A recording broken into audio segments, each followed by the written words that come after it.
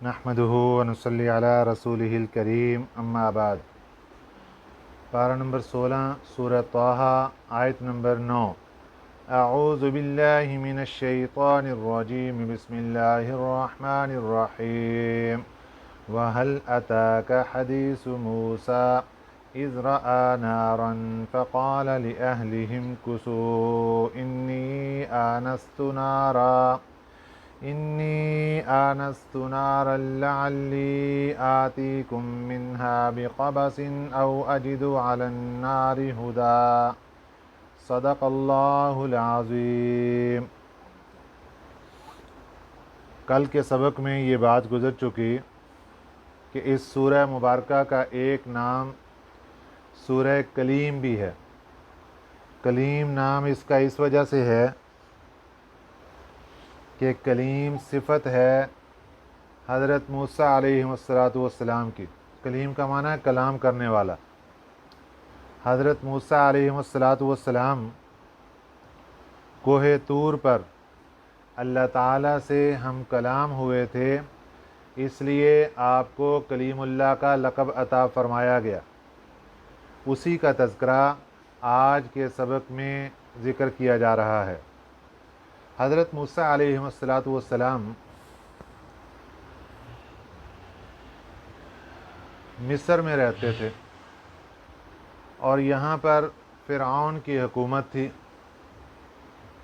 جب آپ جوان ہو گئے تو ایک دن یوں واقعہ پیش آیا کہ آپ کی خاندان کا ایک آدمی بنی اسرائیل کا، اس کے ساتھ ایک قبطی آدمی لڑائی کر رہا ہے۔ قبطی کہتے تھے جو فرعونی خاندان کے اور فرعونی دوسرے جو بنی اسرائیل کے علاوہ دوسرے لوگ تھے، دوسری قومیں۔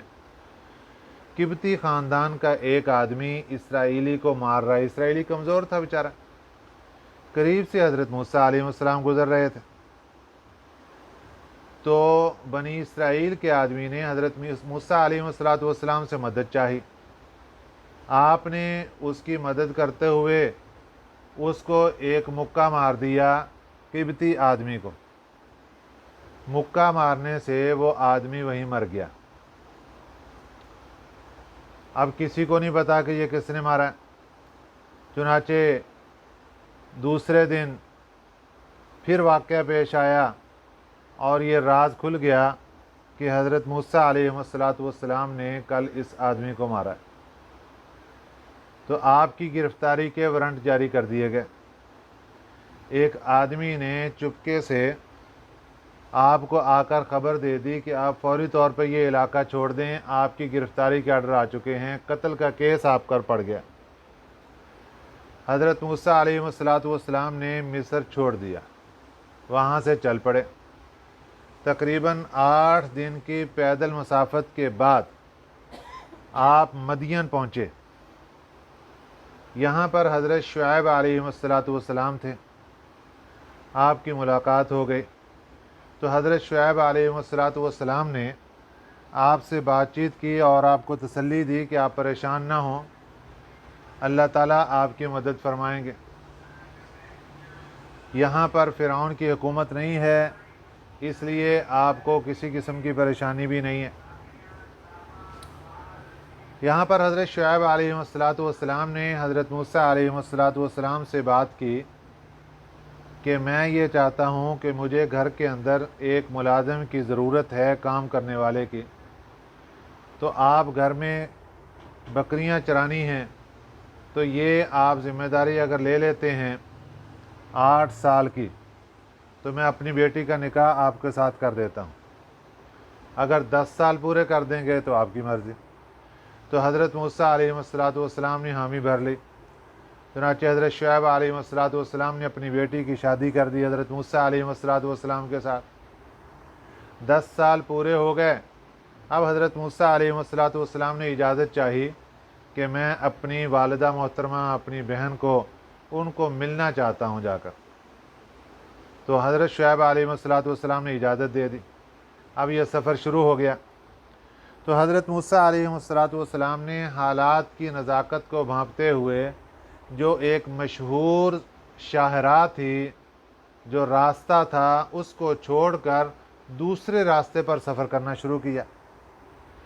अब अल्लाह ताला को मंजूर ही ऐसे था कि जब एक मकाम पर पहुँचे, रात का वक़्त था, सख्त सर्दी, बर्फ़ानी और अंधेरा, और आप रास्ता भूल गए। तो वहाँ पर इधर उधर आपने देखा कि कोई रास्ता बताने वाला मिल जाए, या इस वक्त आग जलाने की ज़रूरत है, सर्दी भी है, तो मुझे यहाँ पर कोई आग मिल जाए। तो जो उस ज़माने का तरीका था कि पत्थर को पत्थर से मार कर आग जलाते थे, वो जलानी चाहिए उससे, लेकिन उससे आग नहीं जल सकी। तो हज़रत मूसा अलैहिस्सलाम अभी इस परेशानी में थे कि क्या देखते हैं कि दूर एक पहाड़ पर आग नज़र आ रही है। ये पहाड़ था तूर, जिसको कोहे तूर कहते हैं। तो हज़रत मूसा अलैहिस्सलाम ने अपनी अहलिया मोहतरमा से कहा कि देखो, वो पहाड़ पर मुझे आग नज़र आ रही, तो मैं वहाँ से जाकर आग सुलगा कर ले आता हूँ, यानी किस चीज़ के साथ आग लगा कर ले आता हूँ और यहाँ पर हम आग जला लेंगे, आप इधर ही ठहरें। उनको वहाँ पे ठहरा दिया। तो आप आग लेने के लिए चले गए और फरमाया कि अगर आग नहीं मिलेगी, वहाँ पर कोई और रास्ता बताने वाला मिल जाएगा, तो वहाँ पे हमें रास्ता मिल जाएगा, तो हम आगे सफ़र शुरू कर दें। अब जब ये कोहे तूर पर पहुँचे तो लेने गए थे आग। अब क्या देखते हैं कि सब्ज़ दरख्त है और उसके ऊपर आग लिपट रही है, लेकिन अजीब बात यह है कि आग की वजह से वो दरख्त जल नहीं रहा, बल्कि उसके सब्ज़े के अंदर और इजाफ़ा हो रहा है, उसकी खूबसूरती के अंदर और इजाफ़ा हो रहा है, उसकी नूरानियत के अंदर और उसकी रोशनियों के अंदर और ज़्यादा इजाफ़ा हो रहा है। ये मंज़र देखकर आप हैरान हो गए कि ये कैसी आग है जो दरख्त को जला ही नहीं रही। इतनी तेज़ आग लग रही है, शिद्दत है, लेकिन ये दरख्त जल ही नहीं रहा। आप इसी तफक्कुर में थे कि फिर दिल के अंदर ख्याल आया कि चलो देखता हूँ, कुछ चिंगारी वहाँ से दरख्त के नीचे गिरेगी, मैं उसको उठाकर ले जाऊँगा और अपनी आग जला लेंगे जाकर। तो कोई चिंगारी नहीं गिरी, क्योंकि दरख्त जल ही नहीं रहा, तो चिंगारी नीचे कहाँ से गिरेगी। अब आपने सोचा कि चलो मैं ऐसे करता हूँ, कोई घास वगैरह कोई लकड़ी लेकर इस आग को लगाता हूँ और ये आग उसको छू लेगी और मुझे आग हासिल हो जाएगी और मैं जाकर अपनी आग जला लूँगा, अपनी ज़रूरत पूरी हो जाएगी। चुनाचे आपने जब ये काम शुरू किया, तो जैसे ही वो आप अपनी घास या कोई अपनी लकड़ी जो भी थी वो आग के करीब कर रहे हैं, वो आग उससे दूर होती जा रही। ये मंजर देखकर हैरान हो गए। इसी हैरानी की आलम में थे कि आवाज़ आती है अल्लाह ताला की तरफ से कि ए मूसा, मैं आपका रब हूँ। अल्लाह की तरफ से आवाज़ आई वहाँ पे कोहे तूर पर। अब जो आग थी वो असल में अल्लाह ताला की तजल्लियात थी जो कोहे तूर पर पड़ रही थी। अब हज़रत मूसा अलैहिस्सलाम ने जब ये सुना कि अल्लाह की ज़ात डायरेक्ट इनसे मुखातब हैं और फरमा रहे हैं कि मैं तुम्हारा रब हूँ, आप अपने जूते उतार दीजिए, क्योंकि इस वक्त आप वादी मुक़द्दस में हैं। अल्लाह ताला ने रोए ज़मीन पर कुछ जगह मुक़द्दस बना दी हैं, उनमें बैतुल्लाह का मकाम, मस्जिदुल हराम, फिर मस्जिद नबवी का मकाम, इसी तरह बैतुल मुक़द्दस मस्जिद अक्सा का मकाम, इसी तरह कोहे तूर। ये तमाम जगह मुक़द्दसात में से हैं और अल्लाह ताला ने फरमाया कि ये वादी मुक़द्दस है, मुक़द्दस मैदान है, लिहाजा आप यहाँ पर अपने जूते पीछे उतार दीजिए।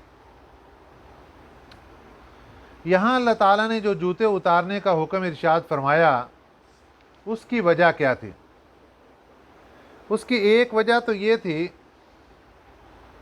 कि अदब का तकाज़ा ये है کہ جب آپ اللہ سے ہم کلام ہونے کے لیے آئے ہیں، بادشاہوں کے بادشاہ کے دربار میں آئے ہیں، ملاقات کے لیے آئے ہیں، تو ادب کا تقاضا یہ کہ جوتے پیچھے اتار دیجیے۔ دوسری وجہ مفسرین اکرام نے یہ لکھی ہے کہ آپ نے جو اس وقت جوتا پہنا ہوا تھا وہ مردار کی کھال سے بنا ہوا تھا، اور ان کی شریعت میں کھال سے پہنا ہوا جوتا حرمت میں تھا، یعنی وہ اس کو پہن کر عبادت اور بندگی اور اللہ کے سامنے پیشی نہیں ہو سکتی تھی، اس لیے اتار دیا گیا۔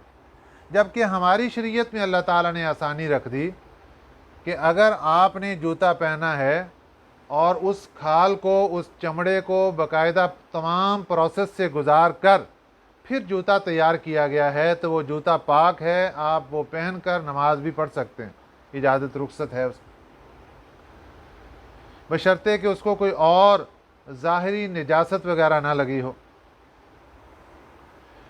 تیسری وجہ مفسرین اکرام نے یہ لکھی ہے کہ اللہ تعالیٰ نے جوتا اتارنے کا اس وجہ سے حکم دیا کہ یہ وادی مقدس ہے، آپ اپنے ننگے پاؤں اس وادی پر رکھیں تاکہ یہاں سے برکات حاصل ہو سکیں آپ کو،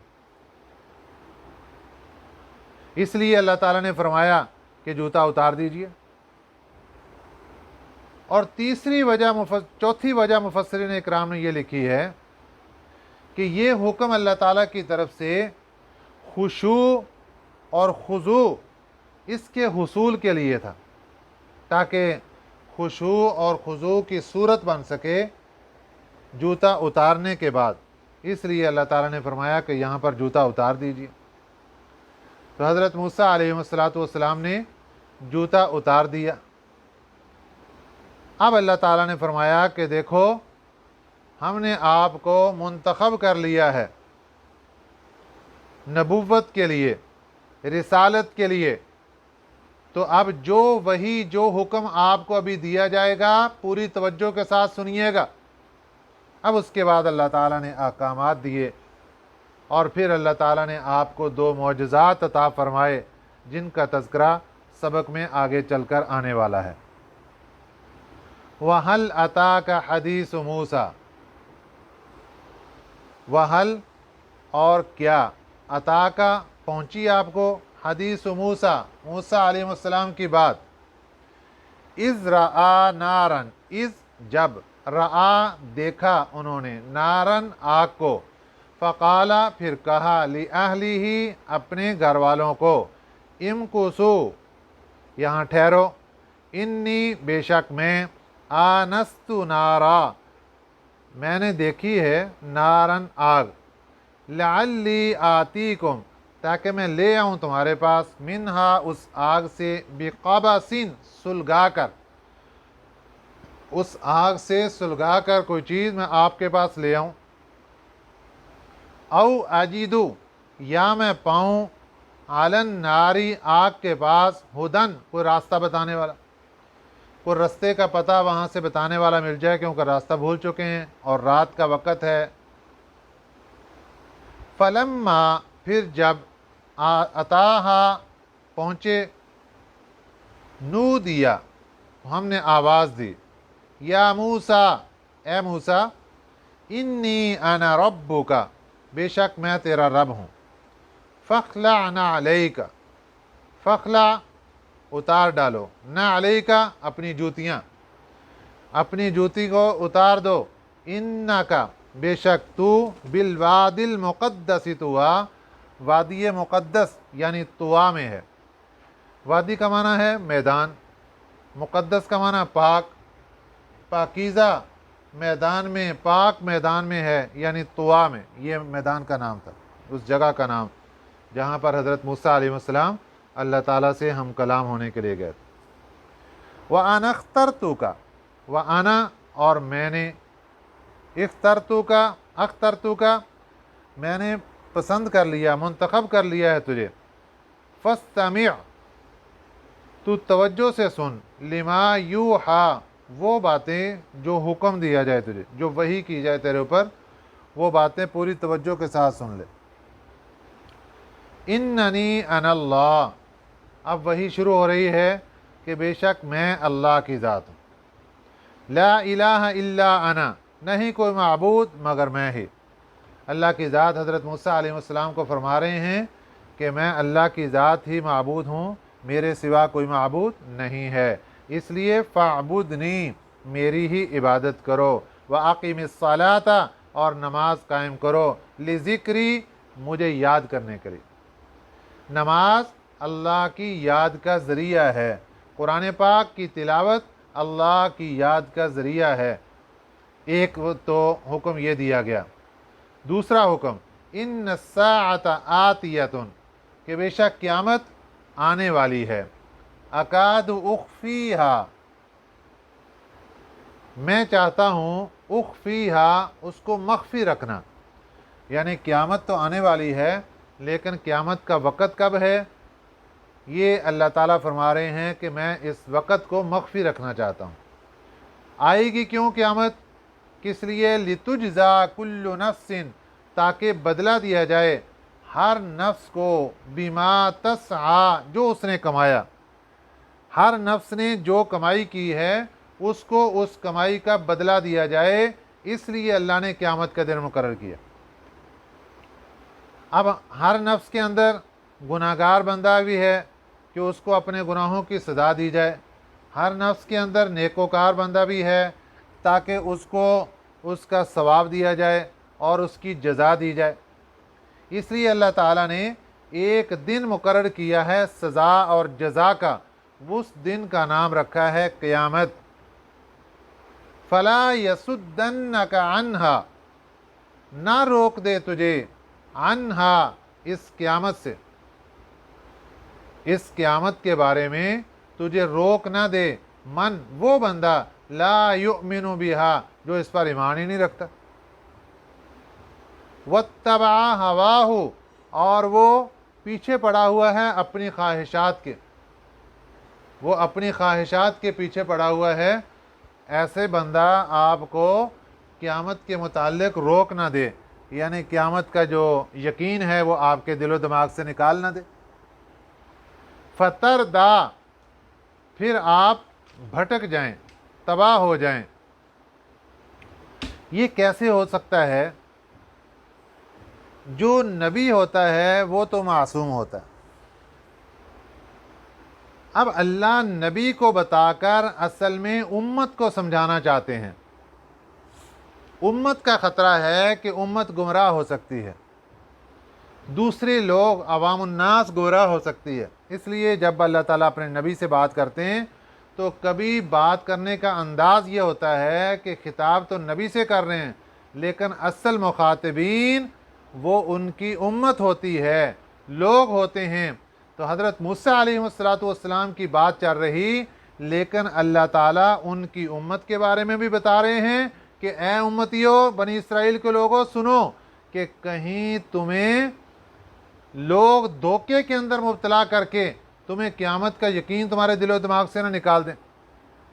और ये वाक़या अल्लाह इस उम्मत मुहम्मदिया सल्लल्लाहु अलैहि वसल्लम को सुनाकर, मुझे और आपको, हम सबको सुनाकर हमें भी तंबीह फरमा रहे हैं कि तुम भी अपने आप का ख्याल रखना कि कहीं लोग तुम्हारे दिलो दिमाग से क़यामत ना निकाल दें। ये कैसे होता है, ये बुरी सोहबत से होता है। इंसान की सोहबत और इंसान की निस्बत और ताल्लुक़, दोस्ती, यारी, बैठना उठना जिन लोगों के साथ होता है, उन्हीं लोगों का रंग इंसान के ऊपर चढ़ जाता है। अगर अच्छे लोगों के साथ बैठेगा, अच्छे लोगों का रंग चढ़ेगा। उन लोगों के साथ बैठेगा जो क़यामत का मुकम्मल यकीन रखते हैं, अल्लाह के सामने हिसाब व किताब के यकीन रखते हैं, तो इंसान के दिलो दिमाग के अंदर ये सारी बातें पैदा होंगी और अल्लाह का खौफ पैदा होगा। और अगर गुनाहगारों के साथ बैठेगा, उन लोगों की मजलिसों में बैठेगा जो क़यामत के मुनकरीन हैं और क़यामत के मुताल्लिक़ उनका अक़ीदा नहीं है, वो मरने के बाद जी उठने का अक़ीदा नहीं रखते, इनकारी हैं, अगर उनकी मजलिसों में बैठेंगे तो उनकी सोहबत से ये असर है कि उसका ख़तरा ये कि तुम्हारे दिलो दिमाग से क़यामत को ही निकाल दें, क़यामत का इनकार करवा दें। अब उससे क्या होगा, کہ پھر جب انسان قیامت کا ہی انکار کر بیٹھا تو قیامت کے دن ہونا ہے جزا اور سزا۔ جب جزا سزا کا انکار کر بیٹھا کہ جزا سزا کچھ نہیں ہونا، مرنے کے بعد دوبارہ جی اٹھنا نہیں، تو دنیا کے اندر جو مرضی کرتا رہے، کون پوچھنے والا ہے اس کو؟ تو اس لیے اللہ تعالیٰ نے فرما دیا فَلَا يَسُدَّنَّكَ، نہ روک دے تجھ کو، عَنْهَا مَن لَا يُؤْمِنُ بِهَا، اس قیامت کے متعلق وہ بندہ جو نہیں ایمان رکھتا اس پر، وَاتَّبَعَ هَوَاهُ، اور وہ اپنی خواہشات کی پیروی کرنے والا۔ فَتَرْدَى، اگر اس نے تجھے روک دیا تو پھر تو بھٹک گیا، پھر تو ہلاک ہو گیا، تباہ ہو جائے گا پھر۔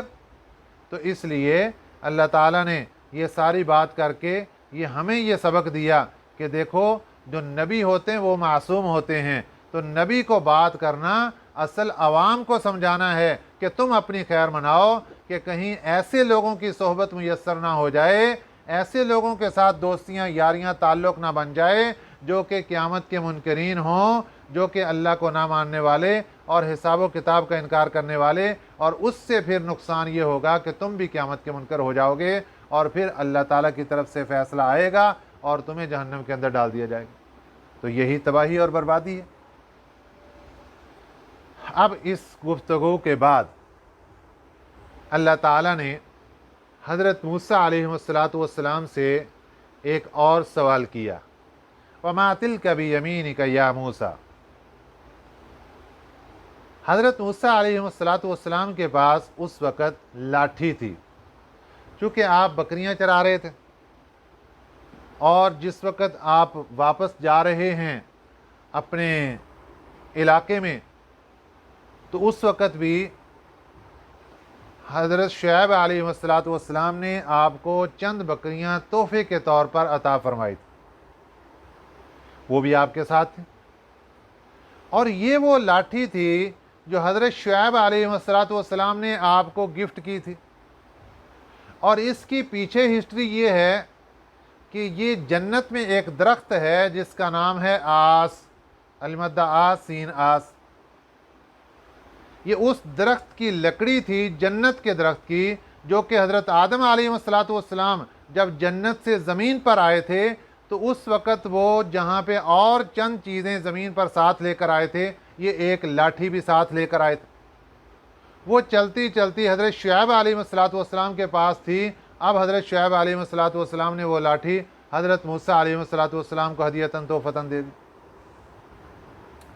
اب اس لاٹھی کی جو صورت تھی وہ یہ تھی کہ اس کے اوپر سے دو شاخیں، بالکل اینڈ کنارے سے اوپر سے دو شاخیں نکلی ہوئیں، جس طرح گلیل ہوتی ہے، گلیل ہوتی ہے نا جانوروں کو نشانہ بنانے کے لیے، شکار وغیرہ کرنے کے لیے گلیل، تو اس کی جس طرح دو شاخیں ہوتی ہیں، اسی طرح اس لاٹھی کی اوپر جا کر دو شاخیں تھیں، جہاں پہ حضرت موسیٰ علیہ السلام اپنا ہاتھ ڈال کر اس لاٹھی سے سہارا بنایا کرتے تھے۔ جس طرح آج کھونڈی وغیرہ اور لاٹھی وغیرہ ہوتی ہے اور اس کو موو کیا ہوتا ہے، تو اسی طرح یہ موو نہیں ہوئی تھی، اس کو فولڈ نہیں کیا ہوا تھا، بلکہ یہ قدرتی طور پر درخت کی لکڑی تھی اور اوپر جا کر دو شاخیں تھیں، اور ان دو شاخوں کے اندر ہاتھ ڈال کر حضرت موسیٰ علیہ السلام اس لاٹھی کو استعمال کیا کرتے تھے۔ اب اللہ تعالیٰ نے سوال کیا، وَمَا تِلْكَ بِيَمِينِكَ يَا موسیٰ۔ وما کیا ہے، تِلْكَ یہ، بِيَمِينِكَ تیرے دائیں ہاتھ میں، یا موسیٰ اے موسیٰ، اے موسیٰ یہ تیرے دائیں ہاتھ میں کیا ہے؟ قَالَ هِيَ عَصَايَ، حضرت موسیٰ علیہ السلام نے عرض کیا کہ یہ تو میری لاٹھی ہے۔ اب سوال اتنا ہی تھا، لیکن آگے پھر حضرت موسیٰ علیہ السلام نے بات آگے بڑھا دی، جواب اتنا ہی نہیں دیا کہ میری لاٹھی ہے، بلکہ کیا کہا، أَتَوَكَّأُ عَلَيْهَا، میں اس پر ٹیک لگاتا ہوں، یعنی بکریاں چراتے چراتے جب تھک جاتا ہوں تو اس کا سہارا بھی لے لیتا ہوں۔ وَأَحُشُّ بِهَا عَلَى غَنَمِي، وَأَحُشُّ بِهَا، اور میں جھاڑتا ہوں اس کے ذریعے سے، پتے جھاڑتا ہوں اس کے ذریعے سے، عَلَى غَنَمِي اپنی بکریوں پر، وَلِيَ فِيهَا مَآرِبُ أُخْرَى، اور میرے لیے اس لاٹھی میں مآرب چند کام، اخرى دوسرے بھی ہیں۔ اب حضرت موسیٰ علیہ السلام سے سوال تو اتنا ہی ہوا تھا کہ آپ کے ہاتھ میں کیا ہے، جواب اتنا کافی تھا کہ یہ میری لاٹھی ہے، لیکن اس جواب کو اور لمبا کر دیا۔ مفسرین اکرام نے لکھا ہے کہ یہ ہے محبوب کی محبوب کے ساتھ بات، کہ جب وہ محبوب سے بات کرتا ہے تو اس کو لذت آتی ہے، تو لذت آنے میں اس کی خواہش ہوتی بات تھوڑی سی اور لمبی ہو جائے تاکہ مجھے مزہ آ رہا ہے۔ تو حضرت موسیٰ علیہ السلام اپنے محبوب رب سے بات کر رہے تھے، تو بات کرنے میں مزہ آ رہا تھا، اس لیے جواب تھوڑا لمبا کیا۔ کیا کہا؟ قال ہی عصائی، اللہ یہ لاٹھی ہے، اتوکا علیہا، میں اس سے ٹیک لگاتا ہوں، واہش بہا علی غنمی، اس کے ذریعے سے اپنی بکریوں کے لیے پتے بھی جھاڑتا ہوں۔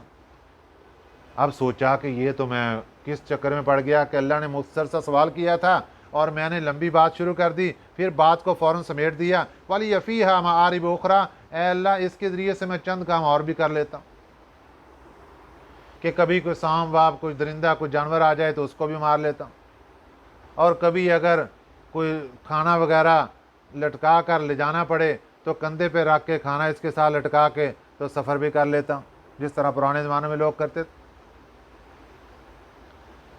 اب اس کے بعد اللہ تعالیٰ نے فرمایا ٹھیک ہے یہ لاٹھی ہے جو تمہارے پاس، قال، اللہ نے فرمایا القیہا یا موسیٰ، اس کو ذرا ڈال دو اے موسیٰ، اس کو زمین پر ڈالو۔ فالقاہا، اس کو ڈال دیا۔ فاذا ہی حیۃ تسعی، وہ تو اسی وقت دوڑتا ہوا سانپ بن گیا۔ حیۃ، سانپ، تسعی، دوڑتا ہوا سانپ بن گیا اسی وقت۔ جب حضرت موسیٰ علیہ السلام نے دیکھا تو دیکھ کر گھبرا گئے کہ یہ لاٹھی سانپ بن گئی۔ قرآن پاک میں اس واقعے کا تذکرہ مختلف مقامات پر ہوا ہے۔ یہاں پر اللہ تعالیٰ نے اس لاٹھی سے جو چیز بنی، جو سانپ بنا، اس کو کہا حیۃ۔ دوسرے مقام پر اللہ تعالیٰ نے فرمایا کأنہا جان، جان کا معنی ہے چھوٹا اور پتلا سانپ۔ اور ایک تیسرے مقام پر اللہ تعالیٰ نے فرمایا فَإِذَا هِيَ ثُعْبَانٌ، ثعبان کہتے ہیں اژدہا کو، بہت موٹا سانپ۔ تو یہ مختلف الفاظ قرآن پاک میں آئے ہیں۔ تو اس کی تطبیق کے لیے مفسرین اکرام نے لکھا ہے کہ اللہ تعالیٰ نے سانپ تو موٹا بنا دیا، لیکن وہ ایکٹیو اتنا تھا کہ جس طرح ایک دبلا پتلا سانپ ہوتا ہے، ایسے بہت زیادہ تیز اور پھرتیلا سانپ تھا وہ، اس لیے اللہ تعالیٰ نے اس کو جانن بھی کہا اور حیتن بھی کہا اور کبھی ثعبان کہا، اس لیے مختلف الفاظ اللہ تعالیٰ نے اس سانپ کے متعلق بولے ہیں۔ اب حضرت موسیٰ علیہ السلام جب گھبرا گئے تو اللہ نے فرمایا خذھا، پکڑ لو اس کو، ولا تخف، مت ڈرو، ولا تخف، خوف نہ کرو، ڈرو نہیں۔ حضرت موسیٰ علیہ السلام اللہ نے فرمایا کہ پکڑ لو اس کو، ڈرو نہیں۔ جب آپ اس کو پکڑنے لگے پھر دل کے اندر ڈر پیدا ہوا، کیونکہ اللہ کی طرف سے حکم یہ مل رہا تھا کہ آپ اس کو اس کے منہ کے اور جباڑے کے اندر ہاتھ ڈال کے پکڑیے، کیونکہ جو میں نے پہلے آپ کو بتایا کہ اس کی لاٹھی کی صورت یہ تھی کہ اس کے اندر سے دو شاخیں نکلی ہوئی تھیں، تو اس لاٹھی کی صورت کو دیکھ کر اسی کو سامنے رکھیں تو اس سے اس کا جو اوپر شاخیں تھیں وہی اس کے جبڑے بن گئے دو، اور وہ ہلنے شروع ہو گئے۔ اب اللہ نے فرمایا کہ یہی جبڑوں سے اس کو پکڑو تو یہ اپنی دوبارہ اسی حالت میں لاٹھی بن جائے گی۔ تو حضرت موسیٰ علیہ السلام گھبرا رہے ہیں، تو روایات کے اندر یہ بات آتی کہ آپ نے ایک کپڑا لیا اور کپڑا لے کر پکڑنے لگے۔ اللہ نے فرمایا نہیں، کپڑے کو رکھ دو اور بغیر کپڑے کے اس کے منہ کے اندر ہاتھ ڈالو، تو یہ جیسے ہی آپ کا ہاتھ ٹچ ہوگا یہ فوراً لاٹھی بن جائے گی۔ قال خذھا، فرمایا پکڑ لو اس کو، ولا تخف، ڈرو نہیں، سنعیدھا، ہم پھیر دیں گے اس کو، سیرتھا الاولی، पहली हालत में। ये अल्लाह ताला की तरफ से एक मौजज़ा हज़रत मूसा अलैहिस्सलाम को मिल गया। दूसरा मौजज़ा वज़्मुम, और मिला लो, यदा का अपना हाथ, इला जनाही का अपनी बगल में, तखरुज वो निकलेगा, बैज़ा सफ़ेद होकर, मिन गैर सूइन बगैर किसी बीमारी के, आयतन उखरा ये दूसरी निशानी।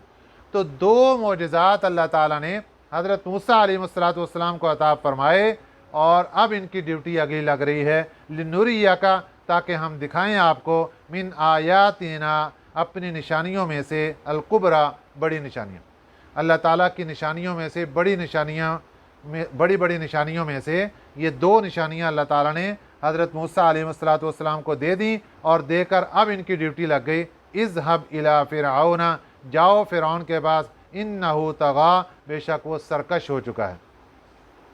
अब फ़िरऔन के पास हज़रत मूसा अलैहिस्सलाम की ड्यूटी लगी। अब आगे क्या वाक़या हुआ इसका तज़किरा इंशाअल्लाह कल के सबक में आएगा। अल्लाह